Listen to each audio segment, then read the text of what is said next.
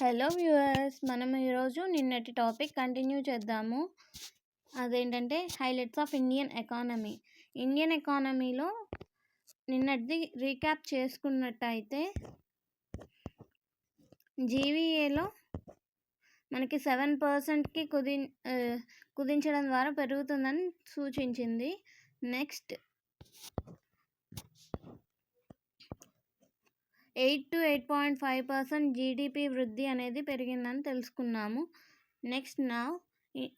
Next point, India balance of payments remained in surplus throughout the last 2 years.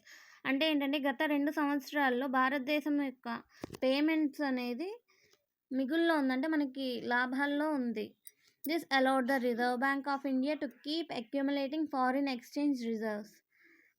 అది భారతీయ reserve bank విదేశీ మారక నిల్వలు అంటే ఎక్స్చేంజ్ అనేది మనకి సర్ప్లస్లో ఉంది.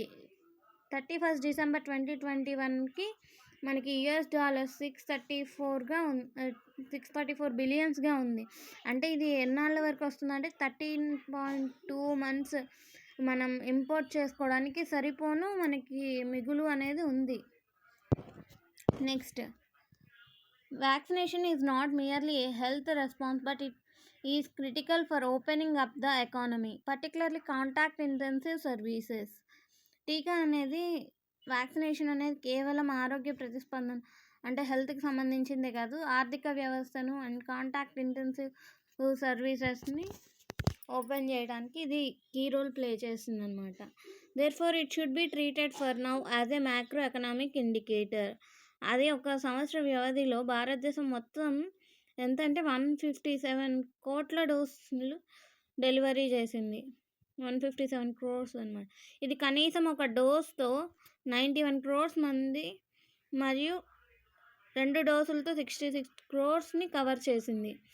Next, inflation has reappeared as a global issue in both advanced and emerging economies. India's consumer price index inflation stood at 5.6% in December 2021.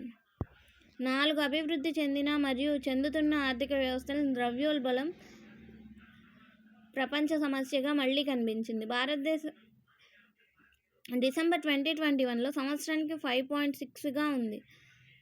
ఇది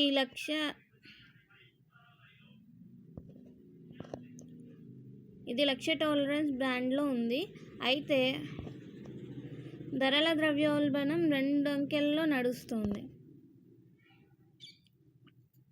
Next, one of the reasons that the Indian economy is a good position is its unique response strategy rather than pre-commit to a grid response. Government of India opted to use safety nets for vulnerable sections on one hand, while responding iteratively based on Bayesian updating of information. This barrel strategy was discussed in last year's economic survey. భారత ఆర్థిక వ్యవస్థ మంచి స్థితిలో ఉండటానికి ఒక కారణం ఏంటంటే అది యూనిక్ రెస్పాన్స్ స్ట్రాటజీ అని ఫాలో అయింది.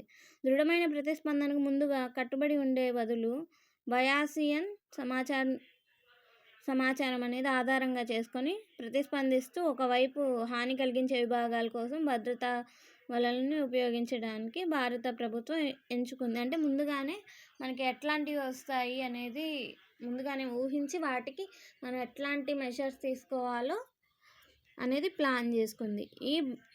ఈ బార్బెల్ వ్యూహం గత సంవత్సరం ఆర్థిక సర్వేలో చర్చించబడింది. ఇది లాస్ట్ ఇయర్ ఎకనామిక్ సర్వేలో ఇది యూజ్ చేశారు. అసలు ఈ బార్బెల్ స్ట్రాటజీ అంటే ఏంటంటే, the barbell strategy is a portfolio management approach that is popular with fixed income investors. అంటే ఫిక్స్డ్ ఇన్కమ్ ఉన్న ఇన్వెస్టర్స్ మేనేజ్మెంట్ యొక్క పోర్ట్ఫోలియో ఇది. It involves combining short term bonds అవ్వచ్చు, లాంగ్ టర్మ్ బాండ్స్ అవ్వచ్చు, ఇవి రెండింటిని కంబైన్ చేసుకుంటూ ఉంది.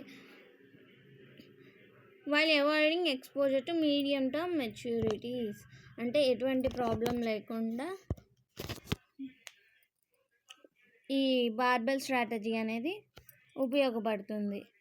ఇప్పటి వరకు ఈ వీడియో చూసారంటే మీకు ఖచ్చితంగా నచ్చే ఉంటుంది. Please like, share, subscribe. Thank you for watching.